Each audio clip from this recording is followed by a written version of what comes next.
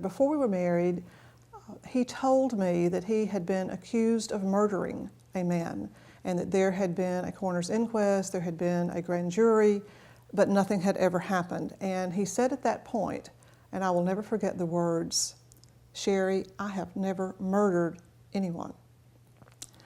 Fast forward a number of years, and we were walking our daily walk at Eastgate Mall, which usually was 30 minutes to an hour, ended up being 3 hours that night, because he said to me almost as soon as we got to the mall together, "Sherry, I killed Don Hudson." And he was absolutely devastated when he told me, and this was 31 years after it had happened.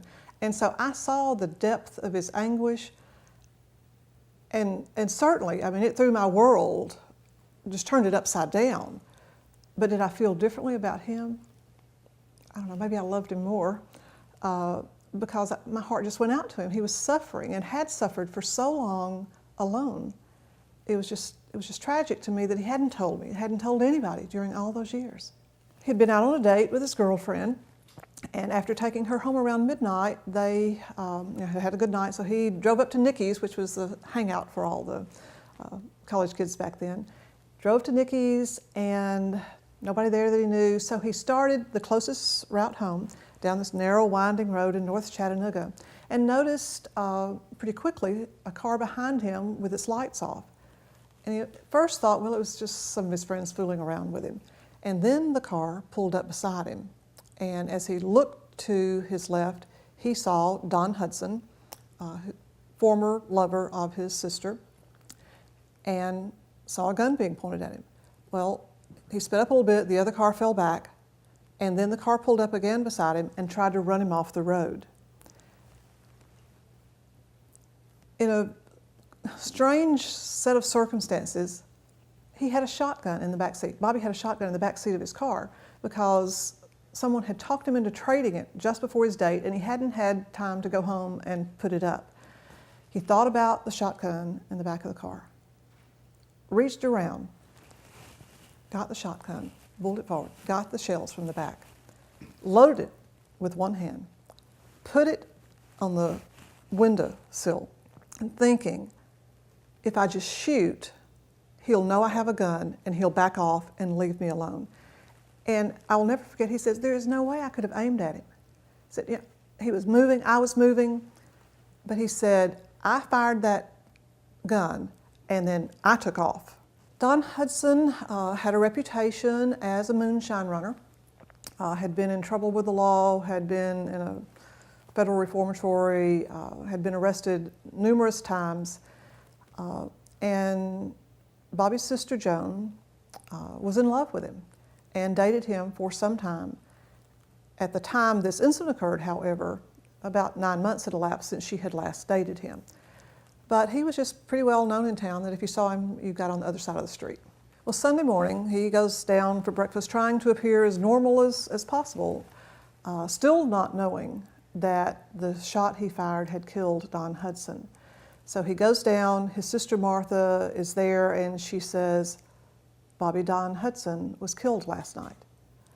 And he just didn't say anything and made it through trying to get a biscuit down and went back to his room. He was scheduled to go back to Auburn the next day, which would have been Monday. And so he thought, I have to get out of town. I just have to, because he had to pretend that everything was okay. And he was torn asunder by what he had heard and what had happened. And so he thought, I need to go into Auburn as planned. When he arrived in Auburn, he realized he had to talk to someone. He just could not keep this bottled up inside. So he went to First Baptist Church of Auburn, which was the last church that he had attended, and asked to see the minister. Was told the minister was out of town, but they had had a substitute person, and this other minister was on campus and could see him. So he went to that minister's room and poured his heart out, just literally poured his heart out, told the minister, after asking him, can I tell you something confidential? This is very traumatic, but I need to talk to someone. Will you keep it confidential? And was assured that he would. So he poured his heart out. He told everything that happened. and I think probably felt somewhat better. The minister told him that in God's eyes, what he had done was forgivable, and advised Bobby to seek legal counsel. He went back to Chattanooga, found an attorney through a friend, and interestingly, the attorney told him to go back to Auburn and not say anything. Well, if to go back in time, in 1957, this was, Bobby had just finished his junior year and upcoming senior year, but he was still a well-known name across all the households in Chattanooga because he was the first All-American to ever be named in Chattanooga. And everybody loved Bobby Hoppe. He had put football on the map in Chattanooga. And so I think everybody just wanted it to go away.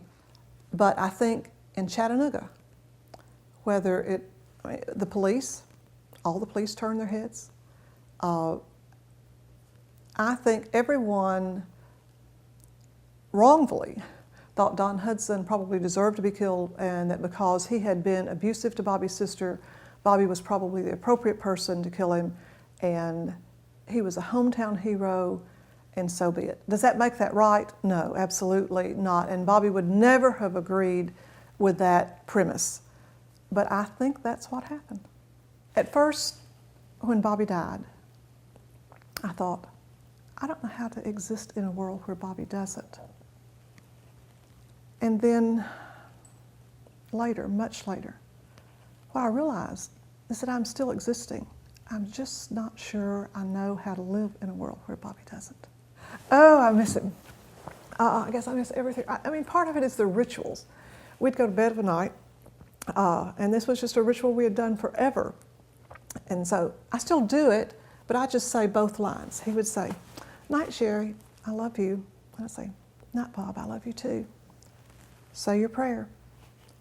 "I will, you too. Remember Kevin." "Okay." And then he would say, "Our favorite time of day." And with a sigh, I would take a deep breath and I'd say, "I know." So I miss that.